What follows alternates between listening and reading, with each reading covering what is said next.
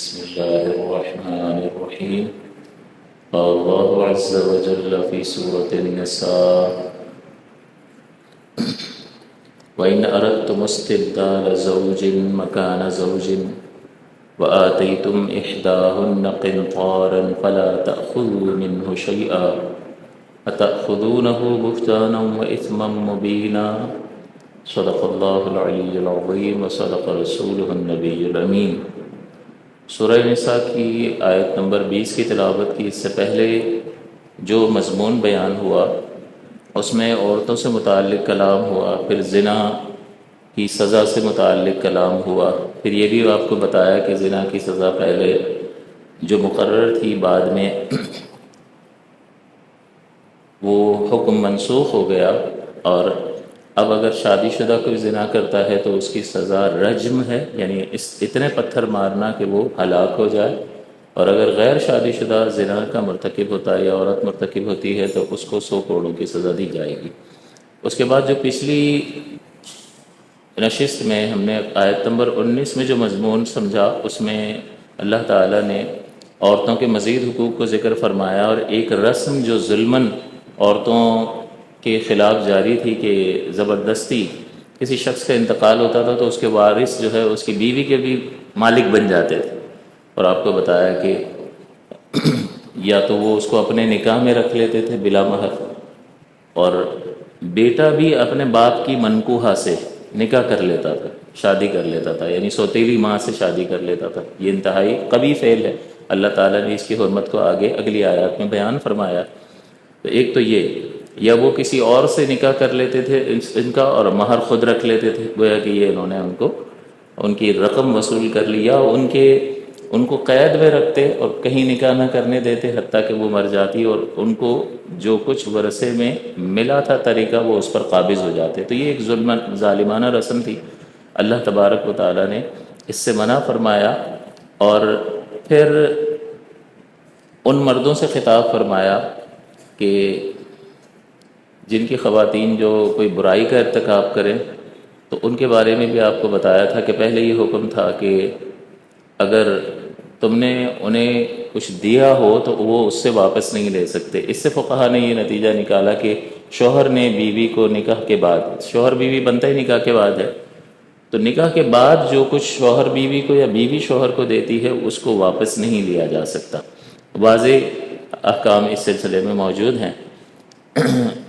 اور آپ کو یہ بتایا تھا کہ اگر شوہر نے بیوی کو کچھ دیا ہے اور بیوی کی کوتاہی ہے اور وہ طلاق کا مطالبہ کر رہی ہے، تو پھر شوہر وہ جو مہر اس کو دیا ہے وہ واپس لے کر اس کے بدلے میں اس کو طلاق دے سکتا ہے. اس کو خلا کہا جاتا.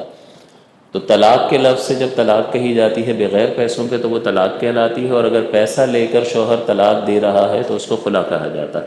لیکن یہ دونوں چیزیں شوہر ہی کرتا ہے. یہ بھی آپ کو وضاحت کے ساتھ اس کی ساری تفصیل ذکر کر دی تھی. اور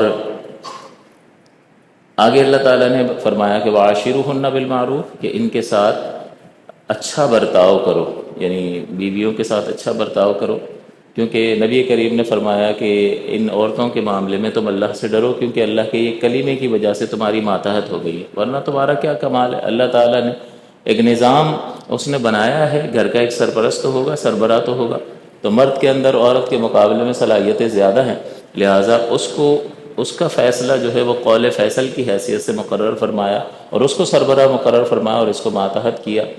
لیکن اس کا ہرگز یہ مطلب نہیں ہے کہ وہ اس پر ظلم کرے یا زیادتی کرے، بلکہ آپ کو عورتوں کے حقوق سے متعلق یا شوہر کے حقوق سے متعلق یہ تفصیل ذکر کی تھی کہ بیوی پر لازم نہیں ہے شوہر کو کھانا بنا کے دے، بیوی پر لازم نہیں ہے گھر کی صفائی ستھرائی کرے، اس کے کپڑے دھوئے، کچھ بھی اس پر لازم نہیں ہے. ہاں وہ کرتی ہے تو یہ ایک تبرع اور احسان ہے، اور شوہر بھی بہت ساری ایسی چیزیں ہوتی ہیں جو اس پر لازم نہیں ہوتی ہیں، وہ کر رہا ہوتا ہے. تو یہ گیو اینڈ ٹیک ہے، یہ سلسلہ چلتا رہتا ہے، اور اسی طرح سے ہمارے یہاں معمول اور رائج ہے. لیکن اصلاً جو حقوق زوجین میں سے ہوتا ہے، یعنی شوہر کے جو حقوق ہوتے ہیں بیوی پر لازم جو واجب حق ہوتا ہے، وہی سارے حقوق ہوتے ہیں جو اس کی ازدواجی تعلق سے متعلق ہوتے ہیں، اس سے تعلق رکھتے ہیں. تو اگر اس طرح کی کوئی جیسے شوہر بننے سنورنے کا حکم دے تو عورت پر لازم ہوگا کہ وہ یہ کرے، کیونکہ اس سے اس کی ازدواجی تعلق کے قائم کرنے کا انحصار ہے. تو ٹھیک ہے وہ اپنے مقام پر ہے، لیکن چائے لاؤ، فلاں کام کر دو، یہ کر دو، تو ایسا نہیں کہ شوہر نے آرڈر دیا تو بیوی پر یہ واجب ہو جائے گا، واجب نہیں ہوگا، لیکن یہ ہے کہ گھر کو میدان جنگ بھی نہیں بنانا، ایک ڈسپلن ہے، ایک نظام ہے. لیکن بہرحال شوہر اگر یہ سمجھ جائے گا کہ اس پر واجب نہیں ہے تو پھر وہ اس طرح سے وہ ظلم بھی نہیں کرے گا. میں نے کہا تھا تم نے میرے جوتے پالش کیوں نہیں کیے، تو ٹھیک ہے اس کو کر دینے چاہیے تھے، کوئی مسئلہ نہیں ہے. لیکن اگر اس نے نہیں کیے تو پوچھے تو صحیح کیوں نہیں کیے، کوئی مصروفیت ہوگی، کوئی وجہ ہوگی، جان بوجھ کر تو ایسا نہیں ہوگا. لیکن اگر کوئی وجہ بھی ہے تو وہ اس کو ترک کر سکتی ہے، شوہر جبر نہیں کر سکتا. تو جب ہر ایک کو اپنے اپنے حقوق اور فرائض معلوم ہوں گے تو کوئی جو ہے حد سے تجاوز نہیں کرے گا. تو یہاں بہرحال اللہ تعالیٰ نے فرمایا وعاشروہن بالمعروف، کہ ان کے ساتھ اچھا برتاؤ کرو.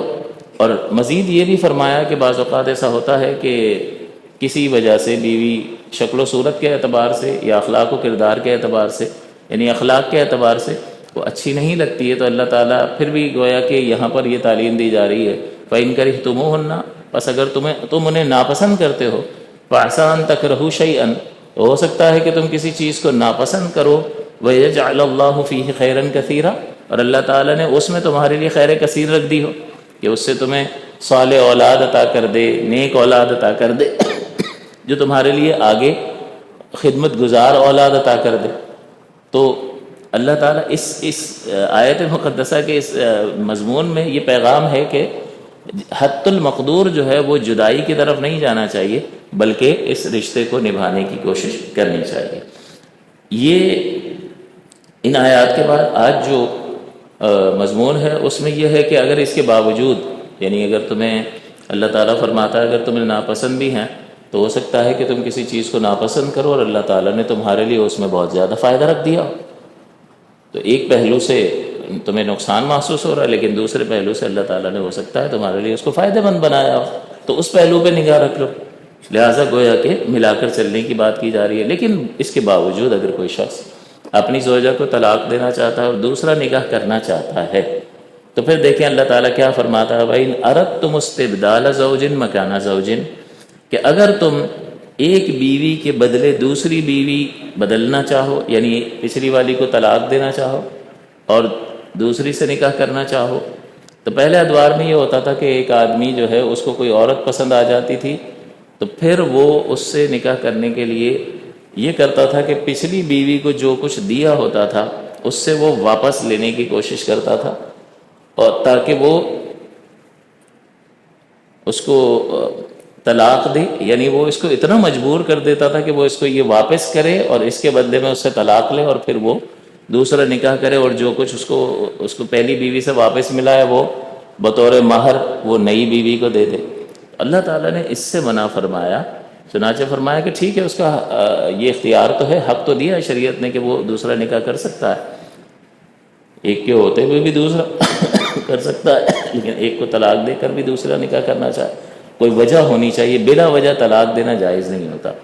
تو اللہ تعالیٰ فرماتا ہے اگر تم ارادہ کرو بدلنے کا ایک بیوی کو دوسری بیوی کے ساتھ، وَآتَيْتُمْ إِحْدَاهُنَّ قِنْطَارًا، اور دیا ہو تم نے ان میں سے ایک کو ڈھیروں مال، تم نے اس کو بہت مال دیا ہو. اب یہ بہت مال جو ہے یہ ہو سکتا ہے کہ نکاح کے وقت مہر کے طور پر بھی دیا ہو، یا ہو سکتا ہے کہ مہر کچھ کم ہو اور بعد میں تحفے تحائف کی صورت میں شوہر نے زوجہ کو دیا ہو. تو چاہے کسی بھی صورت میں دیا ہو، تم نے ان کو ڈھیروں ڈھیر مال دے دیا ہو، فَلَا تَأْخُذُوا مِنْهُ شَيْئًا، تو نہ لو اس سے کچھ بھی، یعنی منہ شیئا، یعنی شیئا نکیرہ ہے، تکثیر کا اور عموم کا فائدہ دے رہا ہے کہ کچھ بھی نہیں لے سکتے، اس میں سے کوئی چیز واپس نہیں لے سکتے. ہاں اگر بیوی کا قصور ہے، جیسا کہ میں نے پچھلے درس میں عرض کیا تھا کہ ایک صحابیہ حضور کی خدمت اقدس میں حاضر ہوئی اور اپنے شوہر کے بارے میں کہا کہ مجھے اپنے شوہر سے کوئی شکایت نہیں ہے، ان کی دینداری، ان کا تقوی و پرہیزگاری اعلیٰ درجے کا، لیکن مجھے پسند نہیں ہے وہ، لہذا میں طلاق چاہتی ہوں. تو حضور نے فرمایا کہ انہوں نے جو باغ بطور مہر تمہیں دیا ہے کیا وہ واپس کر دو گے؟ انہوں نے کہا حضور میں واپس کر دوں گا. تو حضور نے ان صحابی سے کہا کہ باغ واپس لے لو اور اسے طلاق دے دو. تو اس طرح ان صحابی نے طلاق دے لی. تو جو مہر میں دیا تھا وہ واپس لے لیا، لیکن وہ خود مطالبہ کر رہی تھی، اور قصور یہاں پر دوسری طرف سے تھا، اس طرف سے نہیں تھا.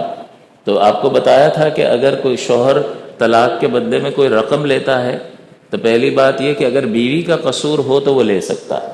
دوسری بات یہ کہ وہ مہر سے زیادہ واپس نہیں لے سکتا. بعض اوقات جو ہے وہ طلاق دینے کے لیے لٹکائے رکھتے ہیں، طلاق نہیں دیتے ہیں، اور پھر جب والدین لڑکی والے مجبور ہوتے ہیں تو وہ ریکویسٹ کرتے ہیں تو وہ دیے 50,000 ہوتے ہیں اور 5 لاکھ کا مطالبہ کر رہا ہوتا ہے. تو یہ ناجائز اور حرام ہے، مکروہ تحریمی ہے، ایسا کرنا درست نہیں ہے. ہاں جو اس نے دیا ہے وہ واپس لے سکتا ہے اگر قصور عورت کا ہو. لیکن اگر قصور بھی شوہر کا ہو تو پھر وہ اس کا مطالبہ نہیں کر سکتا. لیکن بہرحال اگر وہ مطالبہ کرے گا اور عورت نے دے دیے، اقرار کر لیا اور پیسے دے دیے، تو بہرحال وہ اس کی ملکیت ہو جائیں گے، لیکن اس نے ایک ناجائز کام کا ارتکاب کیا اور وہ گناہ گار ہوگا. اللہ تعالیٰ یہاں فرماتا ہے کہ اگرچہ تم نے انہیں ڈھیر و ڈھیر مال دیا ہو تو اس سے کچھ بھی واپس نہیں لے سکتے. اس میں جو ہے وہ اس بات کی بھی خبر یعنی نتیجہ نکل آتا ہے کہ بطور مہر جو ہے وہ زیادہ رقم بھی مقرر کی جا سکتی ہے. مہر کی کم سے کم مقدار تو نبی اکرم صلی اللہ علیہ وسلم نے مقرر فرما دی 10 درہم ہے. 10 درہم سے کم نہیں ہو سکتی. 2 تولے 7.5 ماشے چاندی، تو اگر آپ اس کی آج کی رقم نکالو گے تو تقریباً 9.5-10,000 روپے بنے گی. تو 10,000 روپے سے آج کے دور میں کم مہر نہیں ہو سکتا. تو لہٰذا اگر کسی نے اس سے کم مہر مقرر کر لیا 5,000 6,000 تو خود بخود 10,000 مقرر ہو جائے گا اور اس کو ادائیگی 10,000 ہی کی کرنی ہوگی، کیونکہ کم سے کم مہر 10 درہم ہے. اور زیادہ سے زیادہ میں یہ آزاد ہیں کہ باہمی رضامندی سے جس قدر چاہے مقرر کر لے کیا جا سکتا ہے. نیز یہ بھی ہو سکتا ہے کہ مہر مقرر کیا ہو اور مہر مقرر کرنے کے بعد اس میں نکاح کے بعد جو ہے اضافہ کر دیا جائے اور باہمی رضامندی سے اضافہ کر دیا جائے، تو باہمی رضامندی سے اضافہ بعد میں بھی کیا جا سکتا ہے. مثال کے طور پر نکاح ہوا اس وقت، نکاح کے وقت 25,000 روپے مہر مقرر ہوا تھا باہمی رضامندی سے. نکاح کے بعد دونوں یعنی فریقین نے باہمی رضامندی سے کہا کہ بھئی 1 لاکھ روپے ہوگا، دونوں راضی ہو گئے تو بعد میں بھی اضافہ کیا جا سکتا. نکاح کے وقت کوئی مہر مقرر نہیں تھا تو کیا نکاح پر فرق پڑے گا؟ نہیں، نکاح پر فرق نہیں پڑے گا، نکاح ہو جائے گا. لیکن اگر مہر کا ذکر نہیں کیا ہوگا تو مہر مثل مقرر ہو جائے گا خود بخود. اور مہر مثل کا مطلب یہ ہوتا ہے کہ جس طرح کی عورت سے اس نے نکاح کیا ہے، اس عورت کے خاندان میں اس طرح کی عورتوں کا جو عمومی مہر ہوتا ہے، اتنی خوبصورت، اتنی پڑھی لکھی، اتنی عمر کی لڑکیوں کا جو مہر ہوتا ہے وہی اس کا مہر قرار پائے گا، اس کو مہر مثل کہا جاتا ہے. اب یہ یہاں جو ہے پھر یہ مہر اگر مقرر کر دیا ہے تو کیا اس میں کچھ کمی ہو سکتی ہے؟ اضافہ تو ہو سکتا ہے لیکن کچھ کمی ہو سکتی ہے. تو ہاں، اگر عورت چاہے تو اپنی مرضی سے، خوشی سے، اپنی رضامندی سے اس کا کچھ حصہ یا سارا کا سارا مہر چاہے تو معاف کر سکتی ہے، تو یہ معاف ہو سکتا ہے. لیکن ظاہر ہے اللہ دلوں کا حال جانتا ہے. کسی نے زبردستی معاف کروا لیا اور اس نے مجبوری میں معاف کر دیا تو اللہ تو جانتا ہے نا. لوگوں کے سامنے اس نے کہہ دیا ہاں میں نے خوشی سے کیا ہے، لیکن حقیقتاً بند کمرے میں جو بات ہوئی تھی وہ تو علیحدہ تھی، وہ تو اللہ تعالیٰ کو معلوم ہے. تو پھر اس طرح معاف نہیں ہوتا، وہ اس کے ذمہ حق رہے گا اور قیامت کے دن اس کو یہ حقوق العباد میں شمار ہوگا اور پھر آخرت میں یہ اس کو اس کے بدلے میں نیکیاں دینی پڑیں گی. تو یہ پھر مسائل ہوں گے. تو اپنی خوشی سے اگر وہ کچھ حصہ اس کا معاف کرتی ہے یا تمام چھوڑ دیتی ہے تو یہ چھوڑا جا سکتا ہے. پھر یہ مہر جو ہے، شادی ہوئی، مہر مقرر تھا اور رخصتی سے پہلے اگر شوہر نے طلاق دے دی تو پھر نصف یعنی خلوت صحیحہ نہیں ہوئی. خلوت صحیحہ کا مطلب ہوتا ہے کہ میاں بیوی ایسی جگہ میں ان کا تنہا جمع ہونا جہاں شوہر بیوی کے جو تعلقات ہوتے ہیں، ازدواجی تعلقات، ان کو ادا کرنے کی راہ میں کوئی رکاوٹ نہ ہو. یعنی وہاں پر کوئی شخص موجود نہ ہو، اس کو حسی رکاوٹ کہتے ہیں. دونوں میں سے کوئی بیمار نہ ہو، اس کو طبعی رکاوٹ کہتے ہیں. اور شرعی رکاوٹ یہ ہوتی ہے کہ عورت جو ہے وہ حالت حیض میں ہے تو یہ رکاوٹ ہے. اسی طرح روزہ رکھا ہوا ہے تو یہ رکاوٹ ہے.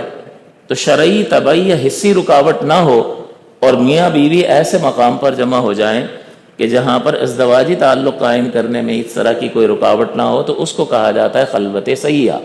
اب چاہے تعلق قائم ہوا یا تعلق قائم نہیں ہوا، شریعت اس کو ازدواجی تعلق اس اکیلے پن کو، اس خلوت کو، اس جدائی کو شریعت ازدواجی تعلق کے قائم مقام قرار دیتی ہے.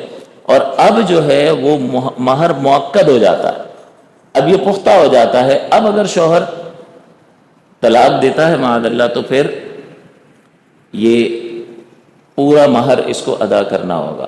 رخصتی نہیں ہوئی، خلوت نہیں ہوئی اور طلاق دے دی نکاح کے بعد تو نصف مہر واجب ہوتا ہے اگر مہر مقرر ہوا تھا.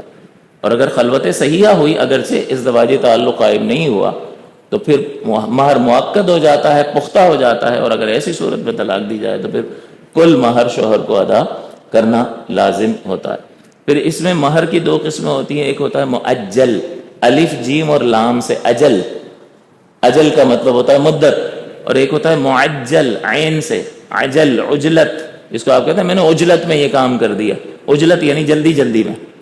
تو مہر معجل ہو عین والا تو اس کا مطلب ہوتا ہے فوراً ادا کرنا، اور مہر مؤجل ہو الف والا تو اس کا مطلب اس کی کوئی مدت ہے، اس مدت پر ادا کریں گے، پہلے مطالبہ نہیں ہو سکتا.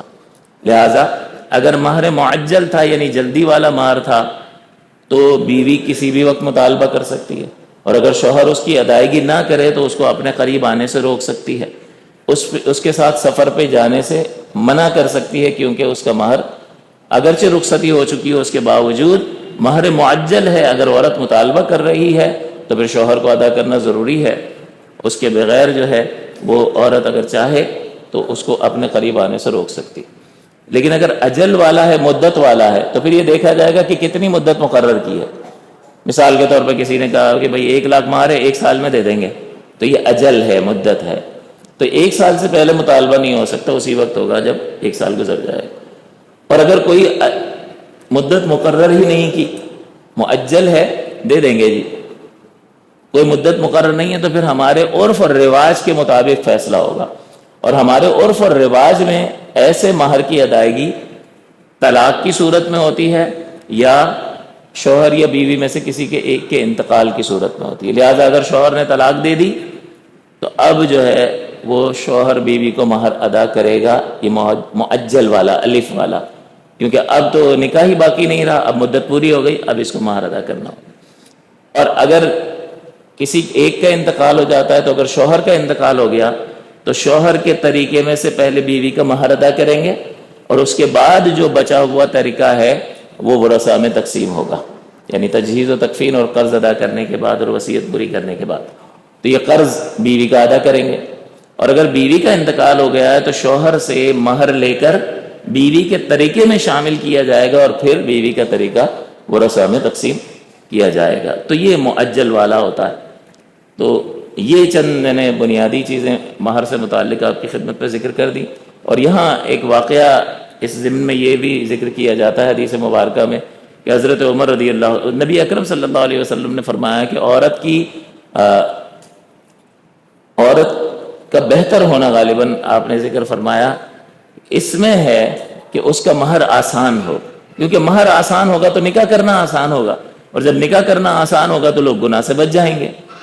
تو حضور نے اس کی تعریف اور تحسین فرمائی کہ مہر آسان ہو.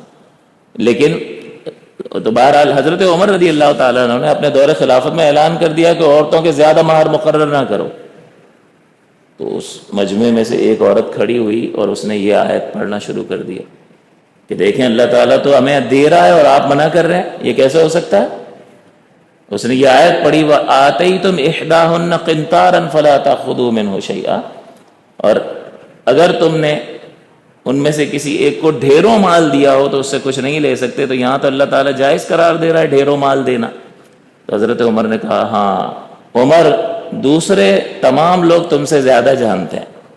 یہ حضرت عمر رضی اللہ تعالیٰ عنہ کا بڑا پن ہے کہ آپ کی للہیت اور حق کو تسلیم کرنے کا جو صلاحیت اور ملکہ ہے وہ آپ کو اس بات پر پابند کرتا ہے کہ آپ نے رجوع کر لیا کہ یہ عورت صحیح کہہ رہی ہے. اور آپ نے کہا میں نے جو تمہیں منع کیا تھا کہ عورتوں کے زیادہ مہر مقرر نہ کرو، میں اس سے رجوع کرتا ہوں, اب جتنے چاہو مہر معامر رضامندی سے مقرر کر سکتے ہو. تو یہ حضرت عمر کا بڑا پن ہے. بعض نے اعتراض کر دیا کہ خلیفہ تھے اور ان کو یہ شریعت کا ایک مسئلہ پتہ نہیں تھا مہر کا. تو سب سے پہلی بات تو یہ ہے کہ خلیفۃ المسلمین کے لیے عالم کل ہونا ضروری نہیں ہے, ہر مسئلے کا جاننا ضروری نہیں ہوتا. اس طرح تو حضرت علی مولا علی رضی اللہ تعالیٰ عنہ نے زندیقی افراد تھے, جو باغی لوگ تھے, ان کو جلوا دیا تھا, ہلاک کروا دیا تھا, جلا کے مار دیا تھا.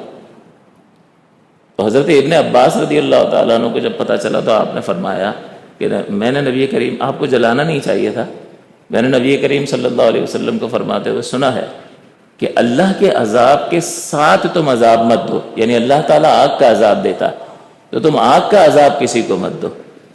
تو اور مزید انہوں نے فرمایا کہ یہ بھی ہے کہ اگر یہ دین کو میرے سامنے چھوڑتے مرتد ہو جاتے تو میں ان کو قتل کروا دیتا. ابن عباس نے فرمایا. تو انہوں نے کہا ان کو مارنا تو چاہیے تھا, قتل تو کرنا چاہیے تھا, لیکن جلانا نہیں تھا, حضور نے منع فرمایا. تو حضرت علی رضی اللہ تعالیٰ نے فرمایا کہ آپ نے صحیح فرمایا. دیکھیں وہ خلیفہ وقت تھے, لیکن بہرحال اس میں ان کا کوئی تنقیص کا پہلو نہیں نکلتا. ہر مسئلے کا علم جو ہے وہ ہر وقت ذہن میں حاضر ہو, معلوم ہو, یہ ضروری نہیں ہوتا. تو اس سے کوئی اعتراض لازم نہیں آتا. تو بہرحال حضرت عمر کی یہ بڑا پن ہے کہ آپ نے اس چیز کو ایکسیپٹ کر لیا اور فرمایا کہ میں نے تمہیں روکا تھا, اب جو مہر چاہو مقرر کر لو. اب اللہ تعالیٰ فرماتا ہے کہ تم فلا تأخذوا منه شيئا, کہ تم اس دیے ہوئے مہر میں سے کچھ بھی واپس نہ لو. لے گا کیسے؟ کوئی نہ کوئی الزام لگائے گا نا. تو وہ کرتے یہ تھے کہ اپنی بیوی پر زنا کا الزام لگا دیتے تھے. امام فخر الدین رازی نے لکھا کہ کسی شادی شدہ شخص کو جب کوئی اور عورت پسند آ جاتی تھی تو وہ اپنی بیوی پر زنا کی تہمت لگا دیتا تھا, اور زنا کی تہمت لگانے کے بعد اس کو ملامت کرتا اور مشہور کرتا اس کو, اور وہ پریشان ہو کر جو کچھ اس کو دیا ہوتا وہ واپس کرتی اور اس سے طلاق لے لیتی. یہ طریقہ کار انہوں نے رکھا تھا, کیونکہ ویسے ہی اگر واپس لے لے تو سیٹھ صاحب جو ہے چودھری, یہ چودھری بھی رہنا چاہتا ہے, اس کی عزت بھی باقی رہے اور مال بھی واپس مل جائے. تو کیسے ملے گا؟ الزام لگا دو, اس کو برا بنا دو. تو اللہ تعالیٰ فرماتا ہے کیسے لوگے؟ اتأخذونہ بہتانا و اثما مبینا, کیا تم اس مال کو واپس لوگے جھوٹ باندھ کر؟ بہتان کا مطلب کیا ہوتا ہے؟ بہتان کا مطلب ہوتا ہے کہ کسی شخص میں کوئی عیب موجود نہیں ہے اور ہم وہ عیب بیان کریں, اس کو بہتان کہا جاتا ہے.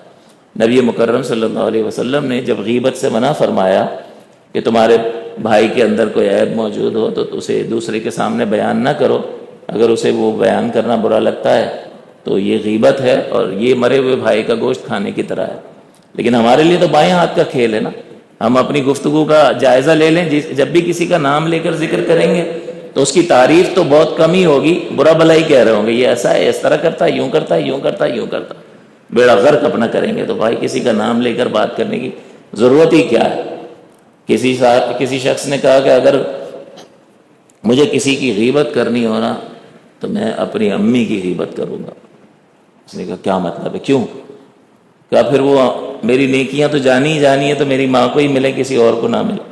وہ سمجھانا مقصود یہ تھا کہ یہ آخرت میں تمہاری نیکیاں لے جائے گا, تم اس سے جا کے معافی تو مانگو گے نہیں. اتنا تو ناک اونچی ہے نا ہماری, ہم اس کو جا کے بتائیں گے کیسے کہ ہم نے اپنی پرائیویٹ میٹنگ کے آپ کے بارے میں یہ باتیں کی ہیں؟ بتا تو سکتا نہیں ہے, معافی تو مانگ نہیں سکتا, تو نتیجہ کیا نکلے گا؟ اس لیے کوشش یہ کرنی چاہیے.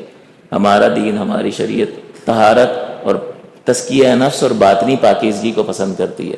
لہٰذا کسی کا بھی ذکر جو ہے, اگر نام لے کے کسی کا ذکر کرتے ہیں تو رک جائیں, پہلے اپنے آپ سے پوچھیں اس کی خوبی بیان کرنی ہے یا اس کی خامی بیان کرنی.